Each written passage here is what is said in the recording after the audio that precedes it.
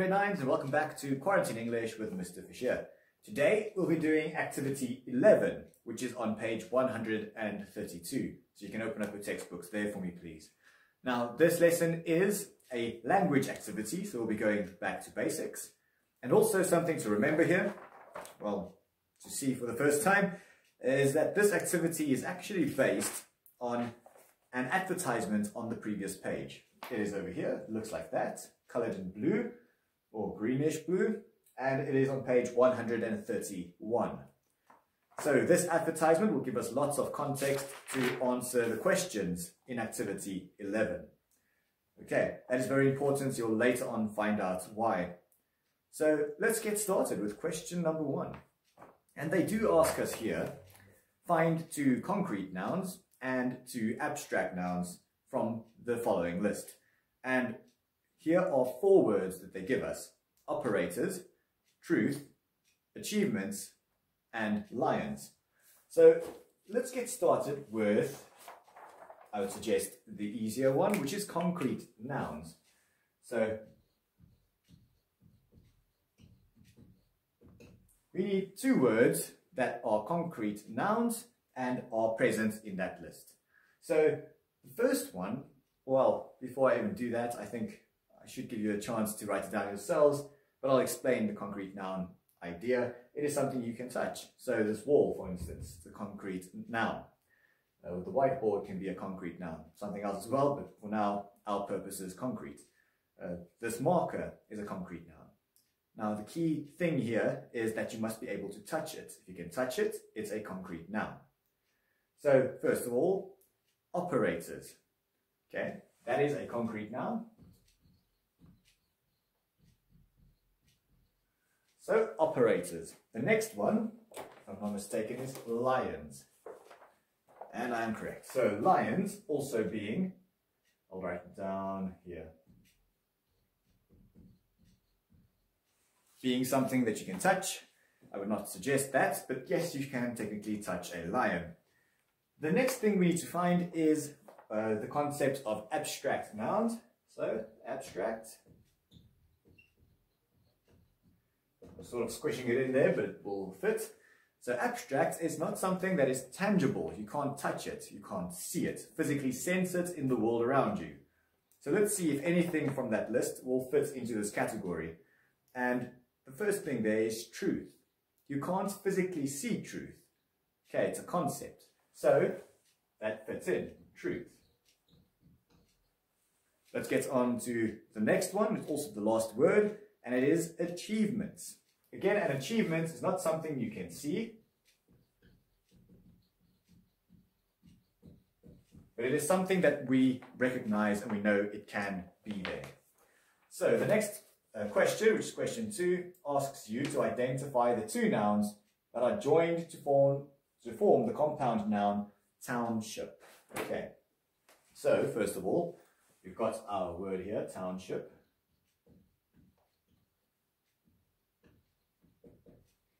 And I think this is probably one of the easiest things to answer. As you know, a compound noun is when you take 2 different types of nouns, sometimes a verb and a noun as well. You put them together to create a new noun.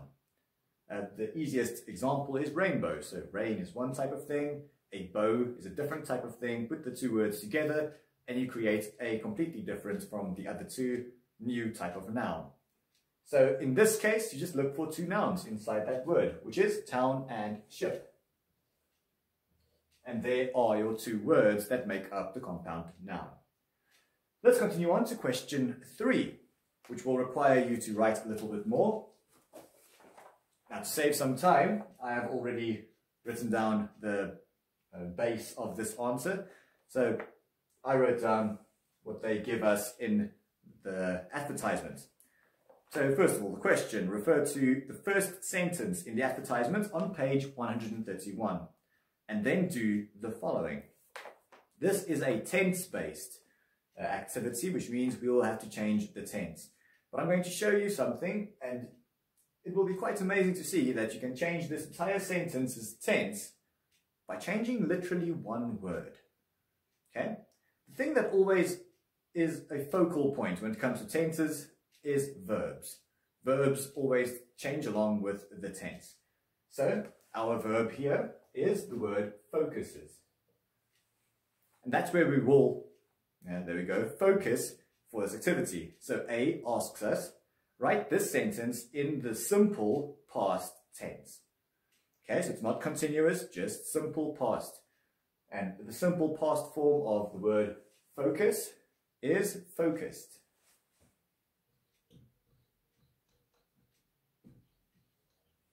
Okay, focused. And that would be the entire answer. You would have to rewrite everything though. I think it's a good exercise for you guys. Azania Tours focused on the most exciting and vibrant destinations in South Africa. And that is the answer. Just one word has changed. Now, we continue on to the next one, which is B, and they ask us to write it in the simple future tense. Again, quite a simple thing to do, ask, but now we are going to change basically almost nothing. What we're going to do is going to change by adding the auxiliary verb, which always indicates future tense, and it is simple, which means I'll take the base form of my verb. Azania Tours will focus. And that is it. So your answer for B, and Azania Tours will focus on the most exciting and vibrant destinations in South Africa. I hope that was not too confusing. I think it was quite simple. Maybe you catch that joke, maybe you don't. We'll see. So we get on to question 4, which asks us, Azania Tours focuses on one of the most exciting and vibrant destinations in Africa. It should have South Africa there, but never mind. Should the word focuses be changed to focus, and why? So they are asking about this word here, and if it should change to focus. Now, as you know, focuses is the singular form of the verb, where focus is the plural form. So it might sound like this should be focus because of tours. So Azania Tours focus. Sounds correct, but it isn't. Okay, and the reason for that is this is the name of a company, not companies, just one company. So technically in this case, we've got a singular subject.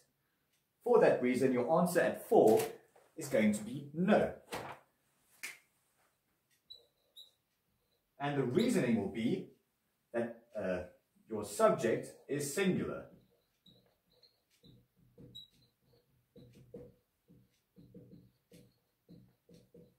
Okay, and there is our answer for number 4. It's very important that, well, for you guys to remember the Concord rules we spoke about a couple of lessons back. This is your subject-verb agreement. So singular subjects always get singular verbs. In this case, it's almost a little bit of a trick. You have to be able to know that that is one thing so that you know I have to use focuses and not focus. Okay, so this is where Concord rules really get into play. So try and remember this as you go along in the year. So now we get to question 5, and this one asks us, are you ready to find out the truth for yourself? And then we have to rewrite it in reported speech. So we have to report it. They also tell us what to start with, which makes things slightly easier. Here we find, start your sentence with, the advertiser asked. Because of the word asked, I know that all 3 of my rules are going to apply because my reporting verb is in the past. Okay, so the very first thing to note here, your quotations will fall away. That's a definite. Many times in a test, half a mark is given for you taking away the quotation marks, so remember to take them out. So our sentence is, are you ready to find out the truth for yourself? Okay, in this case we have to link our first part of the sentence with if. Usually the word here is that, but this is a question. Because it's a question, we are using if. Okay, so if you are ready, but we can't use you. Now this one is slightly tricky because the pronoun can refer to 3 different things. Perhaps this question was asked to you as yourself, then you will be using in this case, let's just see here, we write, the advertiser asked if I was ready. Okay, so it might be I. He might be talking to a he or a she or a group, which could be they. I'm going to write it down as a group, so it's going to be they.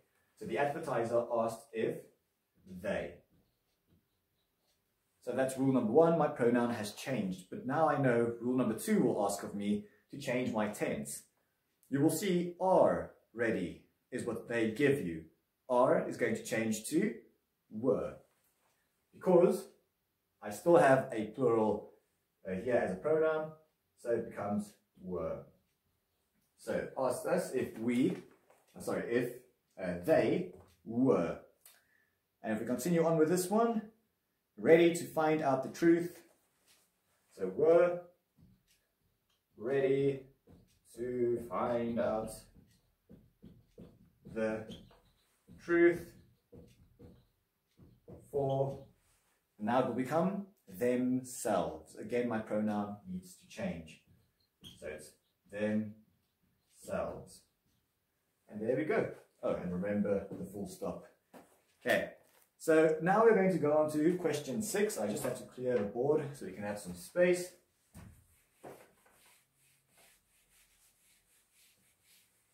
And there we go. So let's see what question 6 asks of us. We've got, provide a synonym for each of the following words. Okay, so we've got diverse and fascinating. So question 6, here we go. Diverse and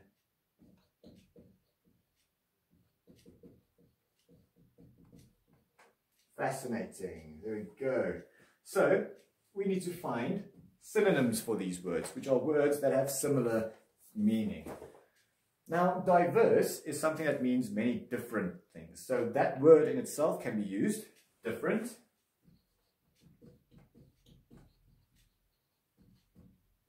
Okay, and then there are others that you can also use. Let's see what we have over here. So we've got different, yes, and also varied.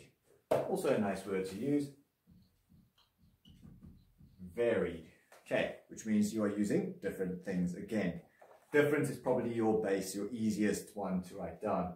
Now, fascinating means that something has grabbed your interest. So another word you could use for that is, let's have a look here, wonderful, mesmerizing, and interesting. I would say mesmerizing would be your best word to use.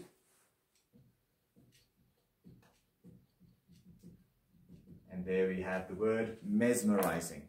That means that you are, again, fascinated with something. Okay, let's continue on to 7. Let's turn the page here. Question 7 asks, give an antonym for warm. And here, that part I talked about, the context of your of the advertisement is very important. Here, it comes into play. So, with question 7, you have to find the antonym for the word warm. Most people are going to say cold because that's what it usually is. But in this case, it is slightly different. It is warm as in the type of attitude you have towards someone. If you have a warm personality, it means you are very welcoming. So now we need to find the opposite of that word. So here, if you didn't look at the context, you would probably get this wrong by writing down cold. Okay, and here the answer is something like indifferent, uninterested, cool, would not be accepted, and enthusiastic is also one. Let's write down indifference.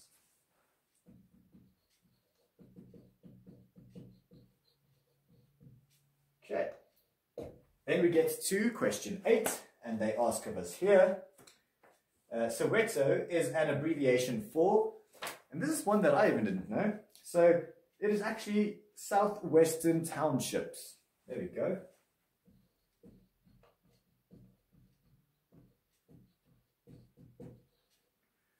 Oh, that is an R, supposed to be. Okay, Southwestern Townships. Now this should be a capital letter because it is a name.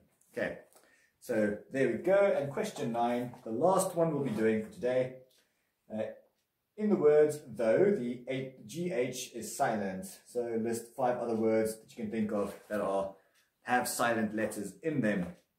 So this happens very often in English. You will find many different versions of words, not versions, words that have silent letters in them. Some of you might be thinking of the obvious ones like knife. That's one that you'll hear often. So knife. To know something. That's also a silent K. Let's see other examples that they give us here. We've got debt, which you spell like this, but you do not pronounce the D. Well, B, sorry, B. Then lamb, another one. Again, the B is not pronounced. Let's see, pneumonia, that's a very fancy one for if you are sick. So it's pneumonia. And there you don't pronounce the P. It's not pneu. Okay, it's just pneumonia. And let's one more, hour. It's also a very often used one. And that one, the H is silent as well. You might have used this one before when using articles. It is not a hour, it is an hour. And the reason we use an is because the H is silent and it sounds like you are starting with a vowel. And there we have it. This is activity 11. We have now finished marking it. I hope it was not too difficult. But I think it was a good activity to get the language back in action. So thank you very much for tuning into the video. I will see you in the next one, and goodbye, stay safe.